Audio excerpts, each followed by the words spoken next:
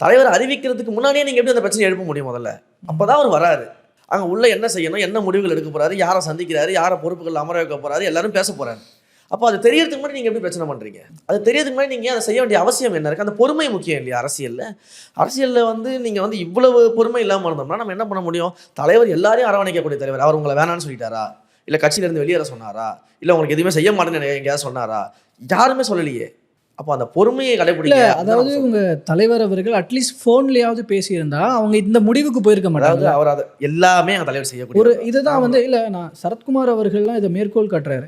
அவர் தலைவர் அவங்க கட்சிக்குள்ளே இருக்கிறது அதெல்லாம் ஓகே இருக்கட்டும், ஒரு மனிதாபிமான அடிப்படையிலாவது அவரை நேரில் சந்திச்சு பேசியிருக்கணும் அப்படிங்கிறது. சரத்குமாரெல்லாம் மனிதாபிமானத்தை பற்றி பேசக்கூடிய தகுதியே கிடையாது அவருக்கெல்லாம். அவரை நம்பி ஏதோ 4 பேர் கட்சியில் இருந்தான். நடுராத்திரியில் பொண்டாட்டி பேச்சை கேட்டு கட்சியை கழிச்சு பாஜக கூட சேர்த்தவர். அந்த 4 பேர்ட்ட கருத்து கேட்டு போய் சேர்ந்தார், கலைச்சார் அவர் கட்சியை. 4 பேரை கூட்டி பேசிட்டு போய் கட்சியை அவர் சேர்த்தாரா பாஜக கூட? அவர் பின்னாடி இருக்க 4 பேரை வந்து பாஜக கூட சேரலாம் டிஸ்கஸ் பண்ணாரா அவர்? நடுராத்தி தூக்கத்தை இருந்துச்சு உங்கள் மனைவி வந்து பாஜக கூட கட்சியை சேரணுன்னே கொண்டு போய் சேர்த்த ஆள் நீங்கள்லாம் மனிதாபிமானத்தை பற்றி பேசலாமா? அடுத்த கட்சிக்கு பாடம் எடுக்கலாமா? எங்கள் தலைவர் செய்வாருன்னு நாங்கள் சொல்கிறோம்.